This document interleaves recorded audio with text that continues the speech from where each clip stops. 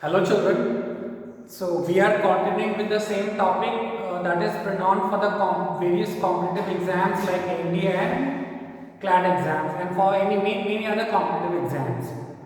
So in the first lecture we have seen the errors and the questions asked from the personal pronoun, right? So today again it is a continuation of the same topic, the personal pronoun for the competitive exams for the various competitive exams. Is that clear? So the topic is same, that is pronoun, right?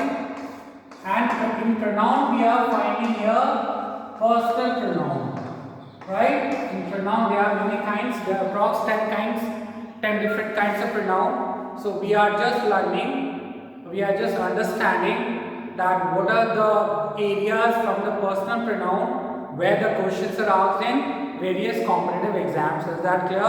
So some 5 points we had seen in the first lecture. Today we let us continue from the point number 6. Point number 6, it says that with each either and neither we always use singular verb and singular pronoun. Is that fine? So what does that rule number 6 says? It says that with each either and neither we always use singular verb and singular pronoun. When each, either, neither, we always use singular verb and singular pronoun. Fine. This is the concept. Let us see. Example.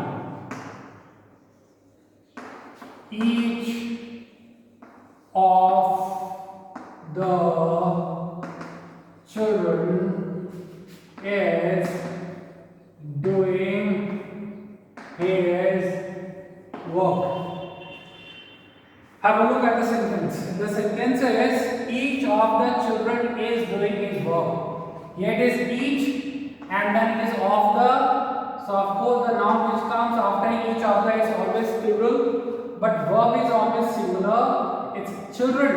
Then again it is. Why? Because it is each. Each of the children is doing his duty. So that means this verb and this pronoun is singular. Let us see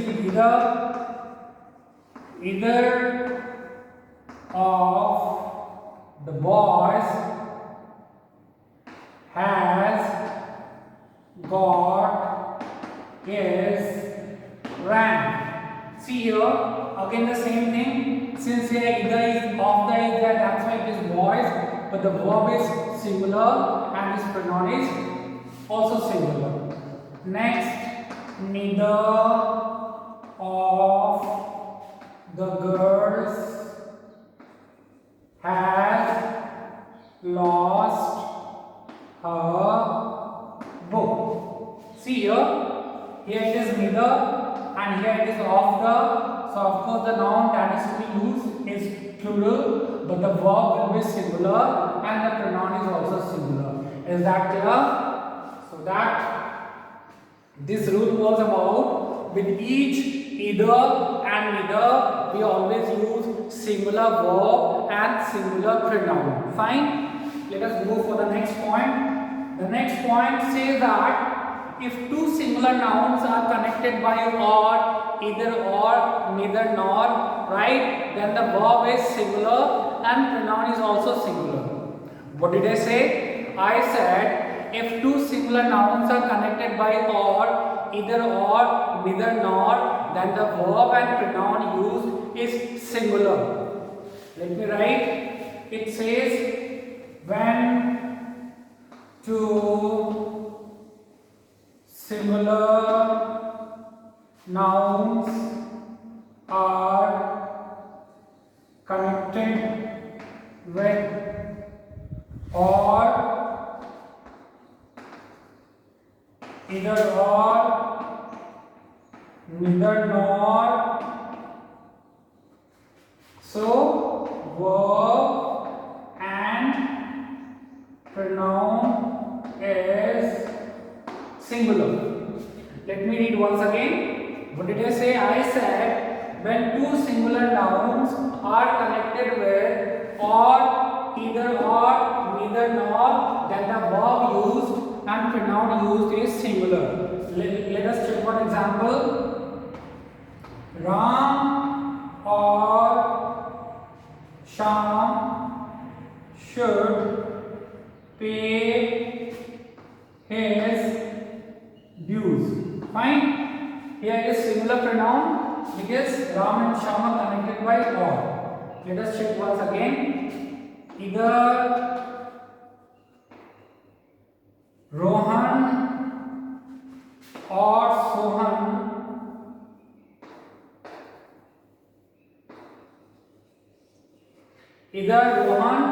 Sohan has qualified his entrance. See here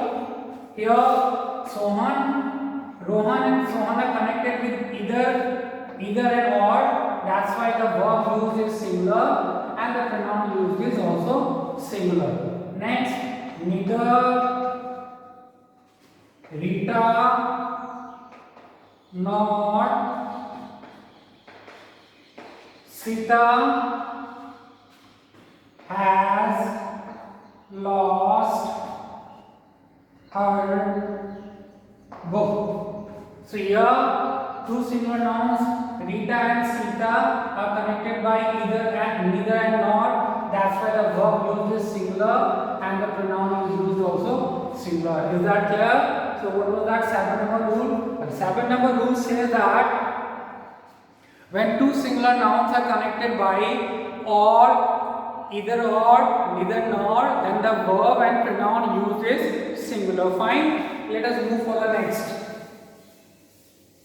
Next rule will be like just now we have seen when two singular nouns are connected by either or, neither nor, then the verb is singular and pronoun is also singular. But the next rule says that rule number 8 says that it says that when one singular noun and one plural noun is connected by or, either or, neither nor, then the plural noun is placed next to verb and the verb will be plural and the pronoun will be also plural. Let me repeat once again. What did I say? I said now here the two nouns which are to be connected, of them one is singular and the other is plural. So the plural noun is placed close to verb and then obviously the verb will be plural and even the pronoun will be plural. So what does it say? When one singular and one plural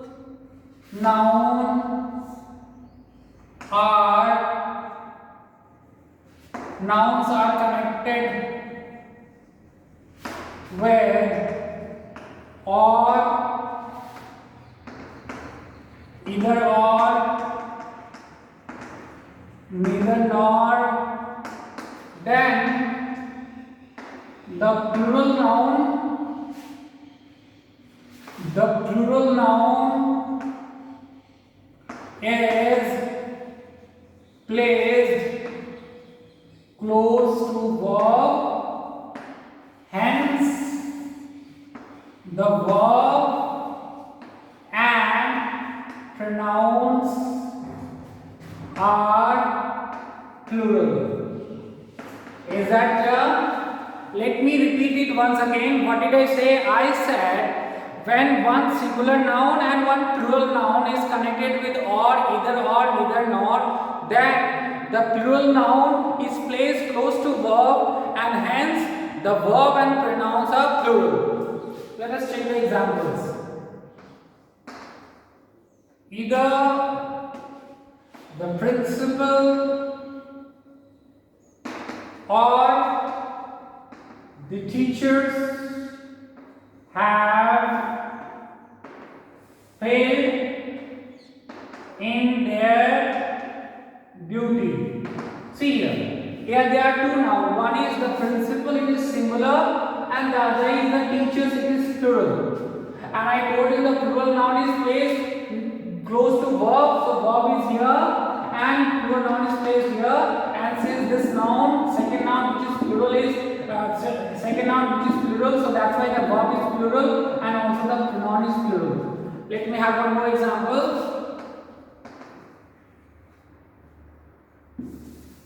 Neither the teacher nor the students have done their work. So let us see here. Here two nouns are connected. One is singular, it is teacher, and the other is students, it is plural. It is singular, it is plural, and the plural noun is placed close to verb, which is plural, have, and hence the pronoun is also plural. Is that clear? So this was the rule number 7. 8. Let us move further. Next we are going to see here in this example, you know that the noun, the pronoun which comes after than and as will be nominative case or objective case.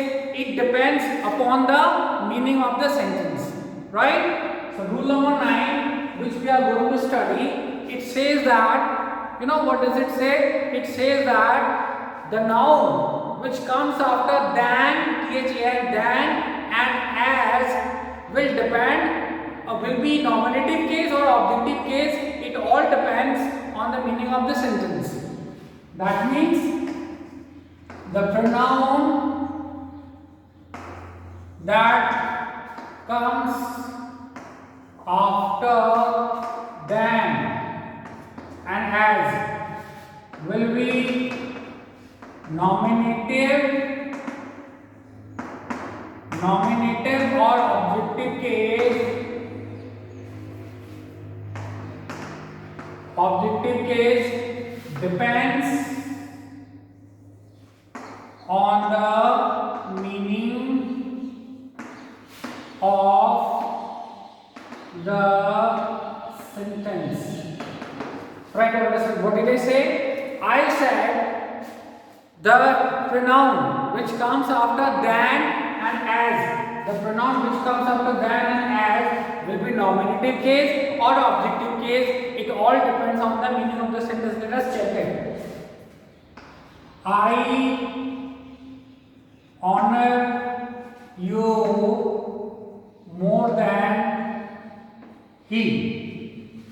First see the sentence. Next one is I honor you more than him. See here it is than, after than it is here he, and which is nominative case. And in the second sentence it is than, but after than it is him, which is objective case. Both is right, but we need to check the meaning. Here it says I honor you more than he honors you. So this thing is written in bracket. This is understood. In that sense he is right. And for this sentence, I honor you more than him, means I honor him, and here this is understood. So in both the sentences are right, children. Here in this first sentence, I honor you more than he honors you. मतलब वो आपको जितना सम्मान करता है उससे ज्यादा मैं आपको सम्मान करता हूँ. And that's why after than he is right. But in this sentence, I honor you more than I honor him. मतलब मैं जितना उसको सम्मान करता हूँ उससे ज्यादा मैं आपको सम्मान करता हूँ. And in that way here after than him is also right. Is that clear? That's why I said that after than or as there will come a nominative case or objective case. It all depends on the meaning of the sentence. यहाँ पे दोनों सही है. यहाँ than के बाद he भी सही है और than के बाद यहाँ पे him भी सही है. Let us check out another with as. I shall teach you, I shall teach you as many chapters as him. See here. And if it is you are as intelligent as he. See, in this sentence, I shall teach you as many chapters as him. Here, after as it is him, which is objective case. And in this sentence, you are as intelligent as he. Here, after as it is he, which is nominative case. So, how it is him is right? If it is, see, I shall teach you as many chapters as I shall teach him. I shall teach him. So here it is there, this one. The meaning comes this one. I shall teach you as many chapters as I shall teach him. That's why here this one is missing. This is understood. I shall teach him. In that sense, this name objective case is fine. But for this sentence, you are as intelligent as he is. And then in that sense, he is here nominative case, here him is objective case. Is that clear? So this point was really something very interesting. I particularly like this point, where you need to really, you need to have that vision, that understanding to check the meaning of the sentence. So what was this rule? The rule was that after than or as, whether it will come nominative case or objective case, it all depends on the meaning of the sentence. Is that clear? Let us move for the next. So next we are going to see, that after to be verb what comes, whether it comes nominative case or objective case. So we are going to see these. Rule number 10 says that after to be verb what comes?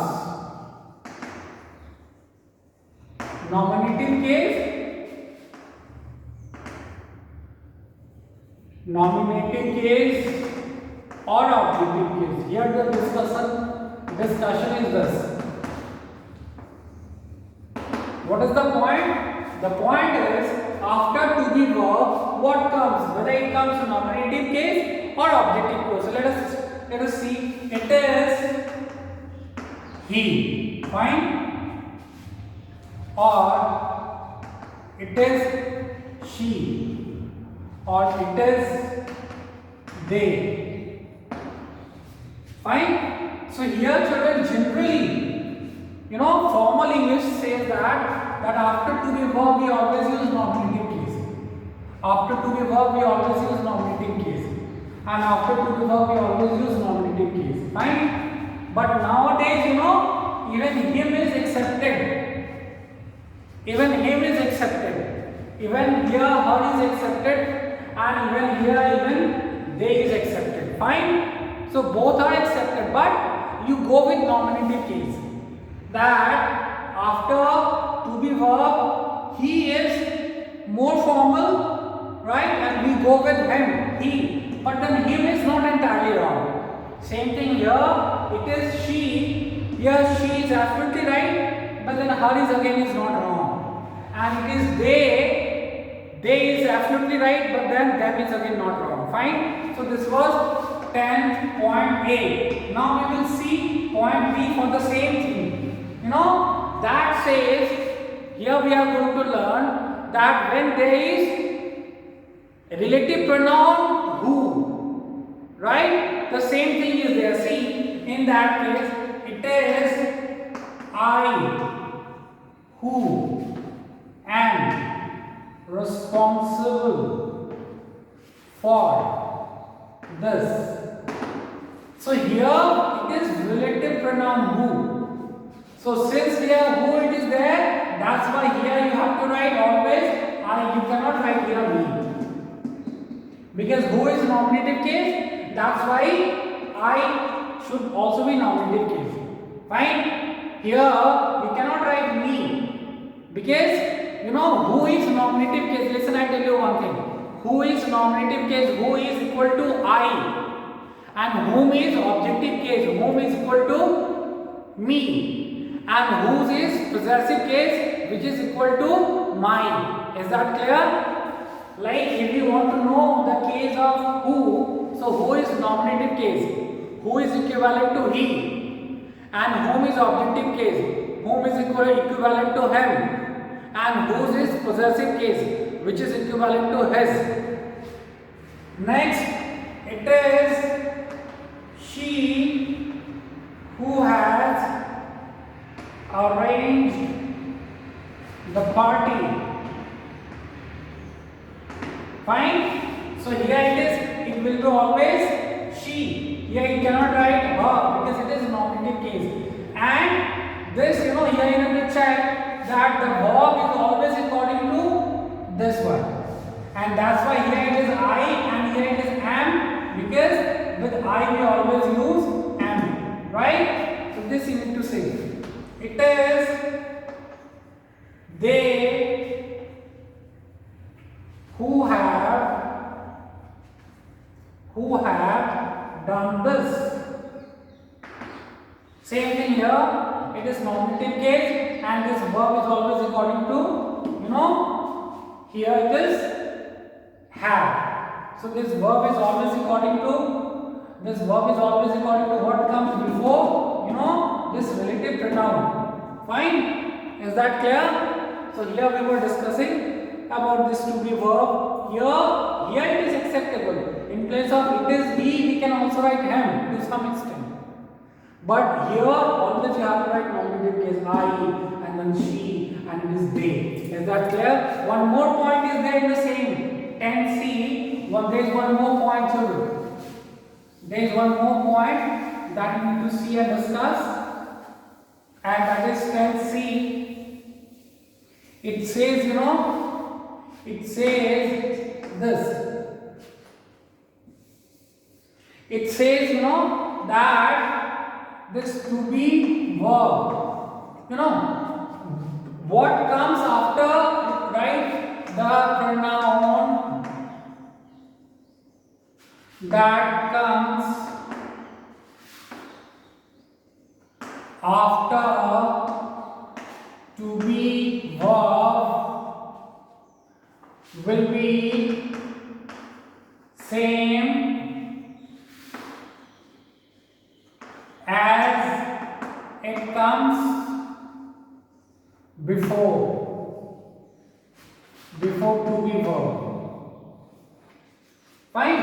So what comes, after to be verb, so the pronoun which comes after to be verb, we need to see that the pronoun which has come before the to be verb. If the to be verb which has come before, if the pronoun which has come before to be verb is objective case, so the pronoun which comes after to be verb will also be an objective case. Once again I am telling you, the pronoun which has come before the to be verb, if it is objective case, so even the pronoun which will come after to be verb will also be an objective case. Let us see in an example. I know